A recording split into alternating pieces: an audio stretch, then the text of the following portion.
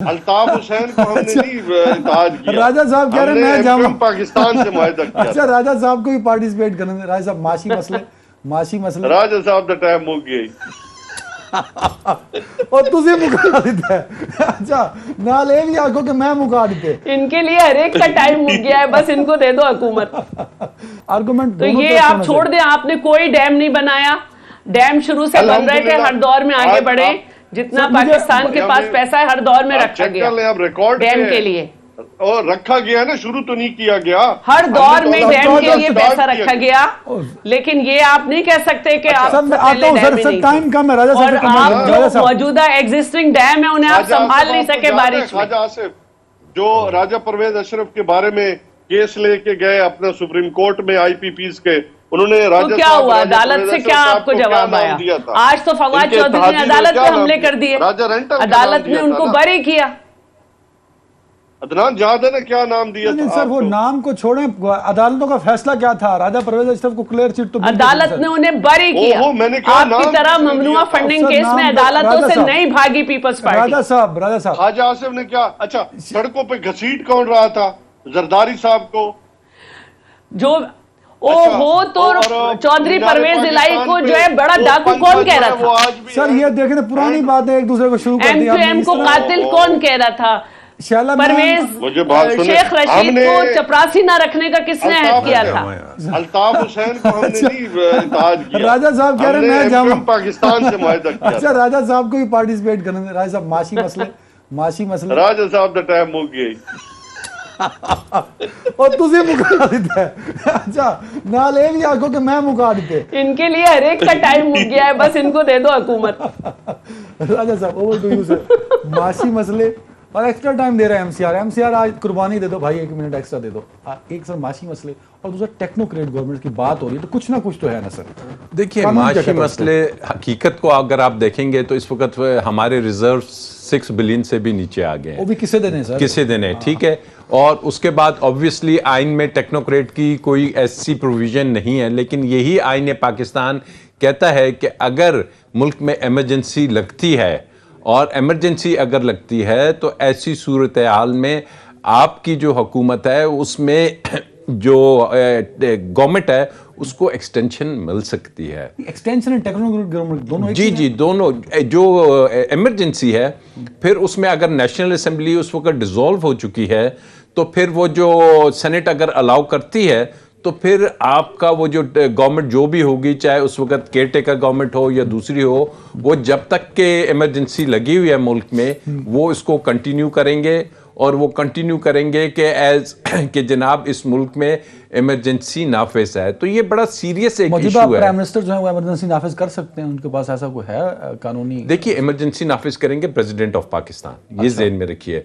और मौजूदा हुकूमत के होते हुए भी हो सकती है, और अगर ये मौजूदा हुकूमत डिसॉल्व हो जाती है, ये असेंबलियाँ डिसॉल्व होती हैं, तो ऐसी सूरत हाल में जो केयर टेकर्स होंगे उस वक़्त भी इमरजेंसी लग सकती है। और वो इमरजेंसी फिर काफ़ी मुद्दत का उसमें कोई तयन नहीं है, ये कि जी कोई 2 माह या 4 माह कहीं आइन में नहीं लिखा हुआ। That is during the period of जो प्रोक्लेमेशन ऑफ इमरजेंसी है वहाँ तक होगा। तो it's a very serious thing. इस पे ये जो इल्ज़ाम तराशियों से निकल कर अगर सियासी जमातें बड़े सीरियसली सोचें तो फिर बात है कि जनाब ये मुल्क की बका की स्टेज पे आ गए हैं। ये तमाम चीज़ों को जो सोल्यूशन है वो इससे नहीं होगा कि जी फलाने ने क्या कर दिया, फलाने ने क्या कर दिया। अगर वे फॉरवर्ड है, अदरवाइज अगर ये इमरजेंसी आ जाती है तो फिर हमें तो मुझे नहीं नज़र आता फिर इलेक्शंस के मुद्दत पे होना या गैर मुद्दत पे होना या 2 माह बाद होना। तो ये बातें शैला मैम जल्दी से 30 सेकंड दो शैला मैम को, 30 सेकंड शैला मैम। खुदा न खास्ता अगर कोई भी ऐसी सूरत हाल हो तो जो भी समरी होगी वो वज़ीर आज़म की तरफ से मूव की जाएगी। सदर की जो हैसियत है वो सेरेमोनियल होती है, जो भी काम होगा वो वज़ीर आज़म की तरफ से होगा। अगर खुदा न खास्ता मसाइल बढ़े तो एक इमरजेंसी करके इलेक्शन तो आगे बढ़ सकता है, लेकिन उसमें भी टेक्नोक्रेट मैं नहीं समझती कि वो तजर्बा भी पाकिस्तान करेगा, क्योंकि अभी तो जिसको थर्ड ऑफर पे लाए थे उसी का खमियाजा भुगत रहे। कोई भी गैर जमहूरी अमल जो है उसको हम फेवर नहीं करेंगे। ये बातें बहुत पहले भी हो चुकी हैं। के टेक्नोक्रेट्स वगैरह, दुनिया ने इनका जहाँ भी तजर्बा किया है वो नाकाम रहा है। पहली बात मैं आपको ये कहना चाहती हूँ कि अभी बात कर रहे थे कि इनके दौर में देखिए जीडीपी जो थी आपके पहले साल में 1.9 थी और दूसरे साल नेगेटिव हो गई थी, और आपने इसकी वजह कोविड कहा था, जबकि इतनी जंगें लगी पाकिस्तान में हुई, कभी जीडीपी किसी ज़माने में नेगेटिव नहीं हुई थी। और ये जो कोविड है इसमें दुनिया ने मुराद अली शाह के इक़दामात को सबसे बेहतर समझा था, वरना खान साहब ने तो कह दिया था मामूली नज़ला बुखार होता है और फ्लू है बस, ठीक है। और एक और बात मैं करना चाह रही थी कि आपके दौर में 43.4 बिलियन डॉलर्स कर्जा लिया गया, जो नून लीग और पीपल्स पार्टी की गवर्नमेंट 10 साल में इतना नहीं ले सकी। तो प्लीज़ इकोनॉमी पे आपके पास 200 माहिर माशियात तो थे, लेकिन आपकी कोई पॉलिसी नहीं थी। आपने जो 2 पीपल्स पार्टी के लिए उसमें जो आखिरी हैं उन्होंने यही कहा। तो मैं मानती हूँ कि जब इमरान साहब कहते थे सख्त फैसले करने पड़ेंगे, तो हमने तो कहा था ना सख्त फैसले करें। आपने जब आईएमएफ से कर लिया था माहिदा, तो आपको वो सख्त फैसले मानने करने थे जो आपने जिन कंडीशंस पे आपने किया था। आपके अपने माहिर माशी, आपके फाइनेंस मिनिस्टर ने कहा कि इन्होंने सख्त शराइत पे किया है। आपकी शराइत थी 17% सेल्स टैक्स कर देंगे, आपने 0 कर दिया। आपकी शराइत थी कि पेट्रोलियम प्रोडक्ट पे लेवी 4 रुपए पर लीटर से बढ़ाते हुए 50 तक ले जाएंगे, आपने पेट्रोल की कीमत कम करनी शुरू कर दी। आपने बिजली की मद में जो माहिदा किया था उसमें तक सब्सिडी की माफी, ये तो आपने उन पे एक चार्जशीट कर दी ना। आपकी गवर्नमेंट है ma'am, you have to respond कि आपने 9 महीनों में क्या डिलीवर किया। मैम मैं अपना जुमला पूरा कर लूं। ये आपका माहिदा था, ये आपका माहिदा था जो आप पूरा नहीं कर रहे थे, और पाकिस्तान डिफॉल्ट कर जाता, क्रेडिबिलिटी नहीं रहती। हमने आके ये जगह इसलिए नहीं संभाली कि हम इलेक्शन जीते या कुछ करें, हमने पाकिस्तान को बचाया है इस वक्त। तो अब जो सख्त फैसले आप अपनी शराइत करके नहीं कर सके थे, हमने वो करने, उसमें हमने रिव्यू कराया है।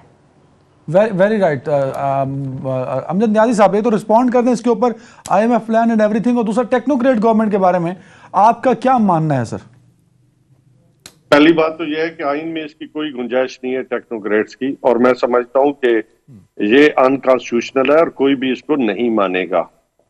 दूसरी बात यह है कि हमने आईएमएफ के आगे लेटने का प्रोग्राम या पैरों में पड़ने का प्रोग्राम नहीं रखा था। हम आईएमएफ का में क्यों गए? इन्हीं के लिए हुए कर्जों की वापसी के लिए। तमाम दुनिया में हम इसलिए गए कि इन लोगों ने हमारे ऊपर इतना बोझ डाल दिया था, चाहे वो आईपीपीस की शक्ल में हो कि महंगी बिजली, चाहे कर्जों की शक्ल में हो कि हमने डेट कितना वापस करना था, और इनके तबाह किए इदारों को, जो पाकिस्तान के इदारे थे, इन्होंने तबाह कर दी। कोई ऐसा इदारा मुझे बता दें जब ये छोड़ के गए तो वो बहुत बेहतर हालात में था, या वो प्रोग्रेसिव था, या वो इस लेवल का था जिसमें ये कह सकते कि जी हमने ये पीटीआई के हवाले किया और वो नीचे था।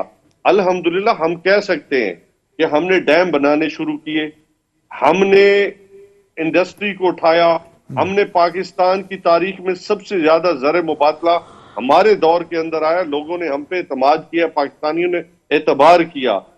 हमने सबसे ज्यादा टैक्स कलेक्शन की 6000 बिलियन जो है वो टैक्स कलेक्शन थी, उसकी बेस को बढ़ाया अल्हम्दुलिल्लाह। और आज आप देख लें कि इन्होंने जो लेटने का प्रोग्राम है उसमें गरीब को मार दिया, आज बिजली महंगी कर दी। आज दुनिया में जहां रेट नीचे आ रहे हैं, हमारे दौर में 110 पे था, 112 पे भी था, 118 पे भी था, तब भी हमने लोगों को रिलीफ दिया। इन्होंने तो लोगों से जीने का मकसद ही छीन दिया कि आज वो जितना कमा रहे हैं वो या बिजली के बिलों में दे रहे हैं या पेट्रोल में लेवी की शक्ल में दे रहे हैं। देखो बोझ हम पे भी था, लेकिन हम इनकी तरह नहीं कहते सकते थे कि जी हम तो इफ एंड बट्स नहीं चेंज कर रहे थे। सबसे मुश्किल तो हम काट रहे थे, लेकिन हमने गरीब को गरीब तरीन होने से बचाया। हमने जितने फलाही काम थे हमारे दौर में स्टार्ट हुए, चाहे एहसास राशन प्रोग्राम हो, चाहे एहसास कार्ड हो, चाहे हेल्थ कार्ड हो, सबसे बड़ा जो खामोश, मेरी बात सुने ना अदनान, अगर एक आदमी ने तैयार कर रखा है कि उसने सभी चीजें ये बोलनी है तो क्या कर सकते हैं। 70 साल में नहीं आया था, वो था यकसान तालीमी निजाम। अल्हम्दुलिल्लाह ये एक ऐसा सिस्टम था ओ सर, वो भी- जिसको हम ब्राह्मण सिस्टम को हमने तोड़ा, नहीं लेकिन सर, वो इन्होंने सब रिवर्स कर सर दिया। वो भी आज अमजद मुझे भाई ये बताएं, वो भी इम्प्लीमेंटेड नहीं हुआ। राय साहब कमेंट अबाउट तो दैट। इनका कसूर है ना, मैं आता हूँ शाला मैम से रिस्पॉन्स। हम तो लागू करके गए। शाला में सर चौड़ा भी कोई कसूर किया नहीं है IMF से, नहीं। आपने किया है, हमने मुआहदा, हमने कोई नया मायदा नहीं किया। था, आप ही लेकिन के लेने का शौकत प्रोग्राम तरीन ने नहीं कहा था। है कि पीपल्स पार्टी ने तो अपने ओहो, दौर में अच्छी हमने चढ़ाई ले- की थी, इनकी सख्तें हमने हमने किया ही पाँव नहीं है पड़ने अभी का तक इस मुआहदा नहीं हुकूमत किया ने। था। हमने कशकौल हमने कोई मायदा नहीं लेके किया जो है। है वो कदमों में चौखट पे हमने सजदा करने आपके का नहीं LNG किया के था। किस्से पूरी दुनिया में आ चुके हैं। आप लोग ने क्या किया LNG ओहो, खरीदने में? आप लोग के हम- सारे आज- किस्से आ चुके हैं। आपने एहतसाब अदालत KP में बंद की, आपके स्कूल्स की पूरी रिपोर्ट आई आपके जमाने में, आपके हॉस्पिटल्स की पूरी रिपोर्ट आई। आप ऐसी बातें ना करें जैसे नहीं शाला, इसका आज तो कोई देखिए, हल नहीं है। आज सबसे ज्यादा घोषित जो स्कूल है ना वो सिंध के अंदर निकल रहे हैं। आज HIV जो नहीं है, निकल रही है एक वो भी नहीं सिंध है, के अंदर कोई निकल भी रही घोस्ट है। स्कूल आज नहीं है। हर के अंदर और जो हमने बच्चे बेहतर किया है मर रहे हैं ना निजाम वो सिंध के अंदर मर रहे हैं। हमने आज बेहतर किया है। जो, और अल्हम्दुलिल्लाह आपने DC हमें के ताना अकाउंटों दिया से था 20 सैलाब का। करोड़ निकल रहे हैं ना, 9 तारीख को आप वो देखेंगे सिंध के नए अंदर साल निकल की रही है। कॉन्फ्रेंस हो रही जो है। हाथीनुमा हमने चूहों इतना ने- अच्छी तरह सैलाब किया है। जो शाला, आप कह रहे हैं ना आपने हाथीनुमा डैम, चूहों ने आप तो गंदम खा ली एग्जिस्टिंग पूरी। डैम नहीं संभाल सके। सारा अदनान, आपको सारे याद है ना, बंद गंदम टूटे पूरी आपके खा गए KP थे। और बलोचिस्तान का पानी हमारे यहाँ आया सबसे ज्यादा। प्रैक्टिस शुरू हो गई।